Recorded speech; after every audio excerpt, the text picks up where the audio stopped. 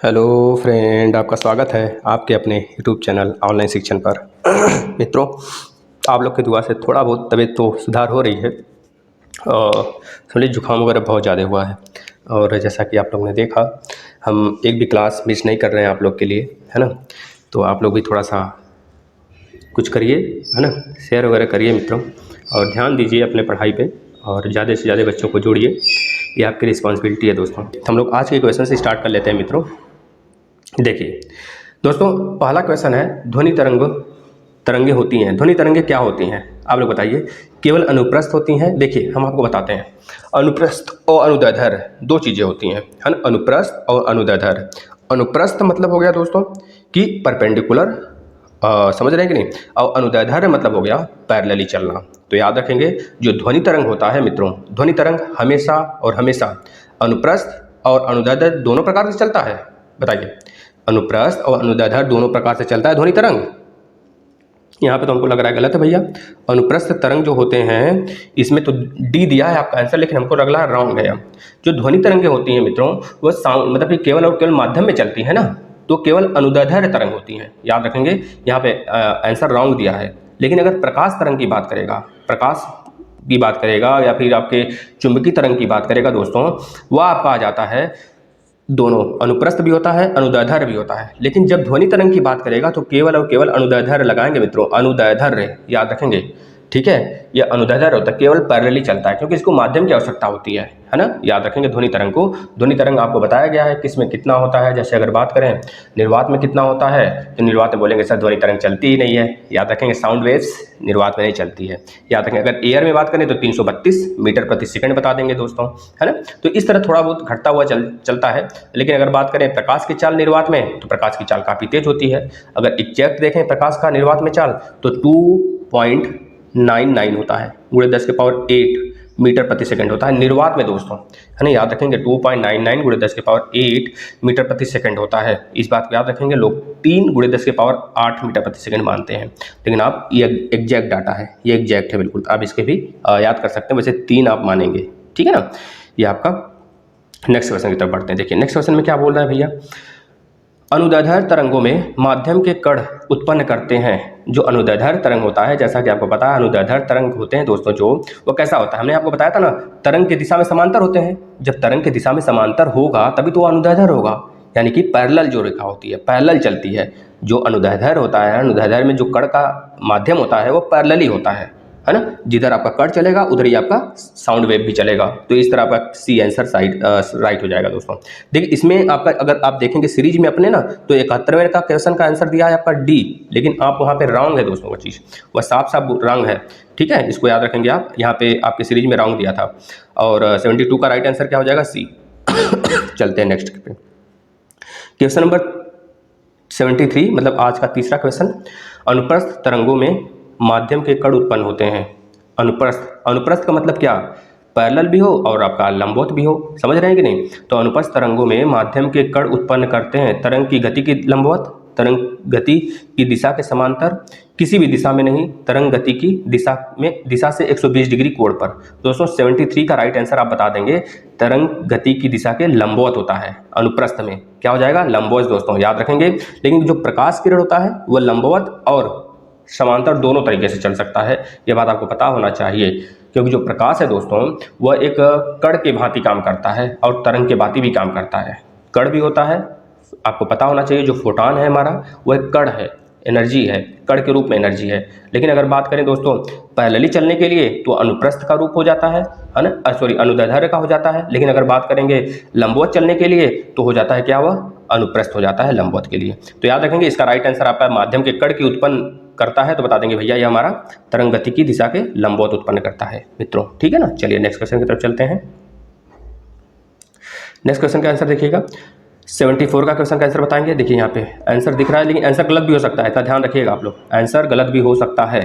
पानी में पत्थर डालने पर पानी की सतह पर उत्पन्न तरंगे होती हैं। तो ये तो बहुत सिंपल है, पानी मतलब कि क्या हो रहा है वहाँ पे, देखिए बताइए, केवल अनुप्रस्थ बन रहा है कि केवल अनुदैर्ध्य बन रहा है, कि केवल अनुप्रस्थ और अनुदैर्ध्य दोनों बन रहे हैं, या फिर डी, इनमें से कोई नहीं बन रहा है। तो दोस्तों पानी में उत्पन्न पत्थर डालने पर आप कभी पत्थर वगैरह अगर पानी में फेंकें और तालाब वगैरह में, पॉन्ड में, तो देखते होंगे सर्कल नुमा इस तरह तरंग बनती है, इस तरह बनते बनते बनते बनते बहुत दूर तक जाती है, तो ये तरंग होता है ना। ये किस प्रकार का तरंग होता है? तो अनुदैर्ध्य तरंग होता है दोस्तों। अनुदैर्ध्य मतलब कि यह लंबवत तरंगें होती हैं, सॉरी पैरेलल तरंगें होती हैं दोस्तों, लंबवत नहीं। लंबवत मतलब कि अनुप्रस्थ हो जाएगा। देखिए जैसे आवाज़ आती है साउंड, तो साउंड ही आपका अनुदैर्ध्य तरंग है, इतना मानिएगा। अगर पानी में आप कोई भी पत्थर वगैरह फेंकते हैं तो वहाँ पे जो तरंग बनता है, जो फ्लसेस होते हैं दोस्तों, उसमें देखेंगे आप कि उसमें बनता है अनुदैर्ध्य तरंग, याद रखेंगे दोस्तों, है ना। चलिए इसका राइट आंसर क्या हो जाएगा? ए हो जाएगा 74 का। 74 का, एक मिनट दोस्तों, एक मिनट बेटा, 74 का अनुदैर्ध्य नहीं अनुप्रस्थ होगा। आपका राइट आंसर बी होगा बेटा, इसको करेक्ट करिएगा। बी होगा या नहीं होगा? या नहीं होगा। अनुदैर्ध्य तो आपका केवल और केवल ध्वनि तरंगे के लिए होता है ना, लेकिन अगर अनुप्रस्थ की बात करेगा तो आपका ध्वनि तरंग के लिए अनुप्रस्थ नहीं होता है, केवल और केवल प्रकाश तरंगों के लिए होता है। तो अभी जो आपका तरंग है पानी में, तालाब में जो चल रहा है तरंग बेटा, वो अनुप्रस्थ तरंग का ही रूप है, ये चीज़ को मानिएगा, है ना। चलिए नेक्स्ट, आपको विधिवत बताया गया। आप लोग अगर थोड़ा सा भी लग रहा है कंफ्यूज हो रहे हैं ना, तो आप लोग क्लास देखिए जो पड़ा हुआ है बेसिक का। घड़ी में मिनट वाली सुई का आवर्त कितना होता है, आवर्तकाल कितना होता है? घड़ी में मिनट वाली सुई का आवर्तकाल पूछ रहा है, क्या 1 घंटे होता है? बताइए, 1 घंटे होता है। अच्छा, घड़ी 1 मिनट वाली जो 1 घंटे में कितना चक्कर लगाती है? एक ही चक्कर लगाएगी ना, तो वही तो पूछ रहा है। एक बार वो चक्कर लगाती है कितने समय लेती है? 75 का, तो 1 घंटा। समझ रहे कि नहीं? 1 ही घंटे का तो उसका आवर्तकाल होता है मित्रों। अगर लेकिन बोला जाए सेकंड वाला कितना होता है सेकंड का, तो बोलेंगे 1 मिनट होता है। 1 ही मिनट में तो पूरा चक्कर लगा लेता है, 60 सेकंड घूम जाता है। अब घंटे वाला पूछा जाए तो बोलेंगे 12 घंटे। 12 घंटे में वो 1 चक्कर लगाती है अपना। ठीक है तो मित्रों, याद रखेंगे। ठीक है, चलिए नेक्स्ट। एक कण का आवर्तकाल 0.02 सेकंड है, तो उसकी आवृत्ति होगी, एक कण का जो आवर्तकाल है वो 0.02 सेकंड है, तो उसकी आवृत्ति क्या होगी? तो आवृत्ति का फॉर्मूला आपको पता होगा, F = या फिर N = 1/T होता है। तो इसमें दिया है क्या? आवर्तकाल, यानी T की वैल्यू 0.02, तो 1/0.02 से डिवाइड कर दीजिए, मतलब ऊपर क्या आएगा देख लीजिए, ऊपर आ जाएगा 100/2।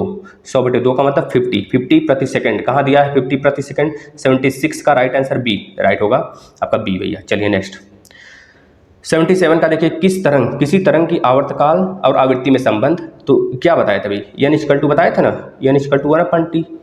N = 1/T कहाँ दिख रहा है? कहीं दिख रहा है? हाँ दिख रहा है ना, यहाँ पे देखिए, इस टी को इधर लेके चले आइए, N × T = 1। बात सेम है कि नहीं सेम है? तो 77 का राइट आंसर सी हो जाएगा। देखिए सीरीज में आपका आंसर गलत भी दे सकता है, क्योंकि अभी हमने आपके सामने पहला क्वेश्चन 71 लिया था, वो क्वेश्चन गलत दिया था, क्वेश्चन का आंसर इसमें।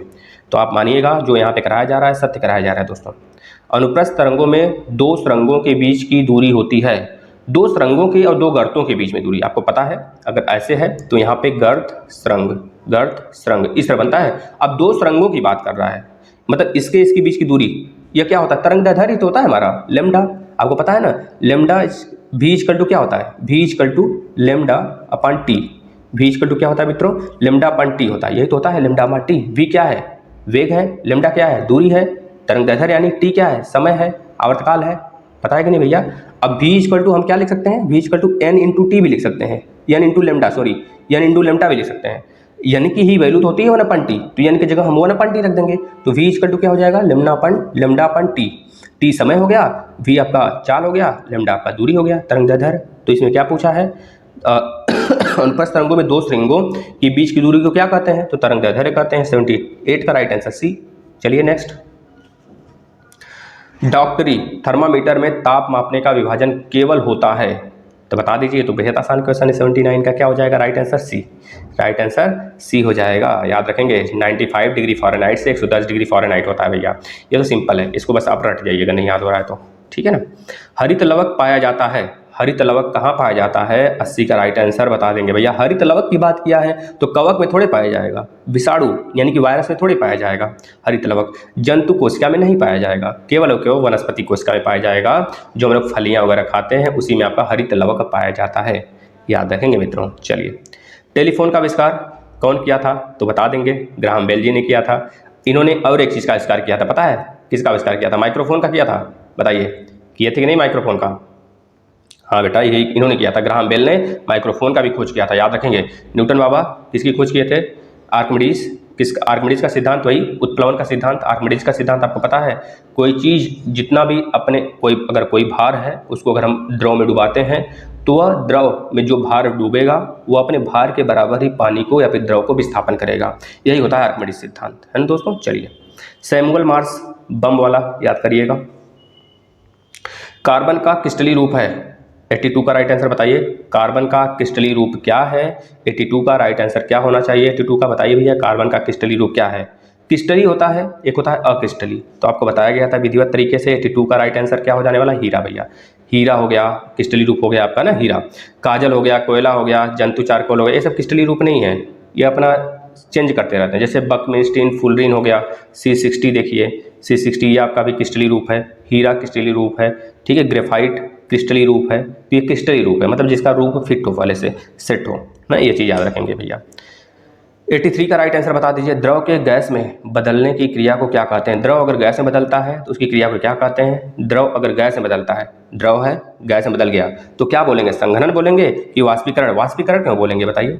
वाष्पीकरण बोलेंगे 83 का, वाष्पीकरण बोलेंगे कि संघनन बोलेंगे? बताइए क्या बोलेंगे? इसी दोनों में से तो है। हिमांक तो है नहीं, हिमांक मतलब जमा हुआ, अब गलनांक मतलब गलन बिंदु।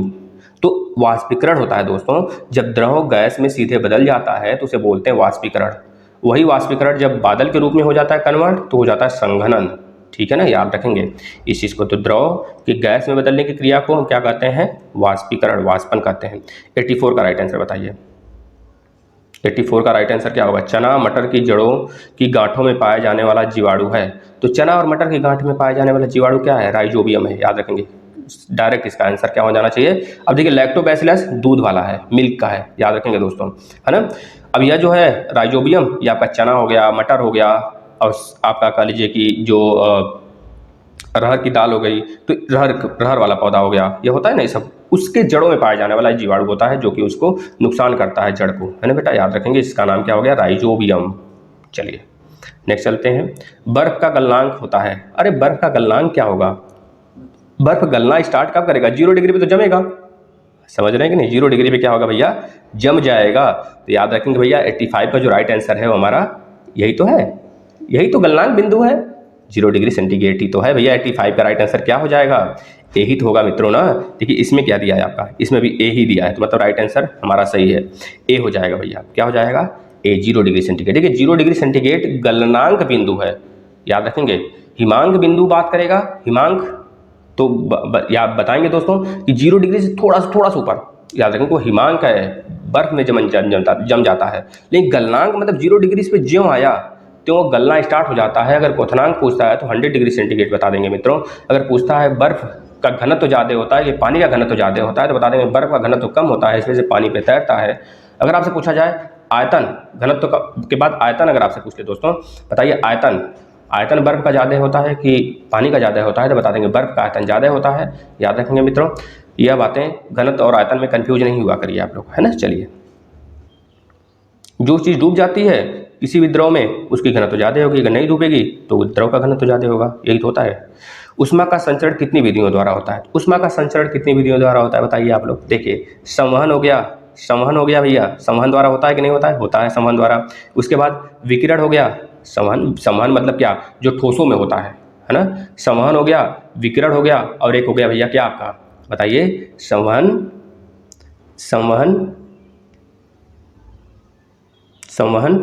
चालन और विकिरण मतलब कि जो सन की रोशनी आती है पता है ना, वो विकिरण द्वारा आती है मित्रों। तो याद रखेंगे इसका राइट आंसर सी। अब कोई सोचेगा वाष्पीकरण होता है कि नहीं होता है, तो वाष्पीकरण नहीं होता है, याद रखिएगा दोस्तों, वाष्पीकरण नहीं होता है उष्मा का संचरण। उष्मा का संचरण सिर्फ 3 रूप होता है, संवहन, चालन और विकिरण, याद रखेंगे। कंडक्शन, कन्वेक्शन और रेडिएशन। कंडक्शन मतलब कि केवल ठोस में होता है, और कंडक्शन के बाद आपका कन्वेक्शन होता है। कन्वेक्शन मतलब द्रव और गैसों में होता है, और रेडिएशन का मतलब आपको समझ में आ गया। रेडिएशन मतलब कि जब कोई डिस्टेंस पे कोई सामान हो तो बस हमको ताप का अनुभव होता है, जब तो वह रेडिएशन के अंतर्गत आ जाता है मित्रों, है ना। चलिए, उष्मा सुचालक है, उष्मा के सुचालक हैं। उष्मा का सुचालक कौन होगा? मेटल होगा। इसमें मेटल कौन है? लोहा भी मेटल है, तांबा भी है, एल्युमिनियम भी है, तो सभी इसका राइट आंसर होगा, ठीक है। चलिए 87 का राइट आंसर डी। इस बार मित्रों 88 के अंतर्गत आ जाते हैं, उष्मा के कुचालक हैं। उष्मा का कुचालक की बात किया है, कुचालक मतलब क्या? उष्मा तो आ जाए अंदर फिर चला भी जाए अपने आप। सुचालक का मतलब उष्मा लेने का और देने का एक लिमिट, मतलब आ जाता है तो वापस जाने न दे, अगर अंदर उष्मा पैक है तो बाहर जाने न दे, अगर उष्मा अंदर आना चाह रहा है तो अंदर आने न दे, समझ रहे हैं कि नहीं? एक एयर पैक बना लेना, वो उष्मा का सुचालक के अंतर्गत आ जाता है। जैसे कि मेटल हो गया, उसमें उष्मा अगर एक बार आप दे दिए तो फटाफट ठंडा हो जाता है, समझ रहे हैं कि नहीं भैया? मतलब गलत बोल दिए क्या बेटा हम? सुचालक का मतलब समझ रहे हैं? उष्मा का अगर ठंड में है तो ठंड फटाफट हो जाए, अगर गर्म में रखा गया है तो गर्म फटाफट हो जाए, मतलब कि तुरंत गर्म हो जाए और तुरंत ठंडा हो जाए, यह होता है सुचालक का काम। मतलब कि सुचालक का मतलब हो गया उसमें उष्मा का प्रवाह हो जाना, चाहे वह जिस भी एनवायरमेंट में हो। लेकिन कुचालक का मतलब उसमें उष्मा का प्रवाह हो ही ना, तो बताइए कौन सा है इसमें? हवा है क्या? बिल्कुल हवा तो है ही। 88 में हवा तो है ही। हवा में कहाँ से होगा? हवा अगर पैक कर लेंगे डब्बे में तो क्या हवा निकल के भाग जाएगा? या फिर हवा ठंडा पैक करेंगे? जैसे आप देखिए स्वेटर जब पहनते हैं तो 2 स्वेटर अगर पहनते हैं तो बीच में गैप बन जाता है, इस वजह से आपको ठंड नहीं लगती है। उसी तरह ऊन होता है, ऊन में भी जो उसके रेशे होते हैं ऊन का, यही काम ही करते हैं उष्मा का कुचालक बनाने का। पोर्सिलीन दोस्तों ये भी एक है, इसको भी याद रखेंगे। ये तीनों आपका क्या है? उष्मा का कुचालक है, यानी कि राइट आंसर डी हो जाएगा। चलिए नेक्स्ट। सॉरी। प्रकाश का सबसे महत्वपूर्ण स्रोत है तो सूर्य है भैया। इसमें कुछ सोचने वाली बात है? बताइए, कुछ सोचने वाली बात है? नमक होगा, लकड़ी होगा, नहीं होगा, नहीं होगा। ठीक है ना दोस्तों? चलिए नेक्स्ट। 90 प्रकाश की प्राकृतिक स्रोत है। प्रकाश की प्राकृतिक स्रोत वही है, सूर्य ही तो है प्राकृतिक स्रोत। जुगनू है, जुगनू भी तो है, यहाँ पे दिख रहा है हमें। तारे हैं, तारे भी हैं भैया।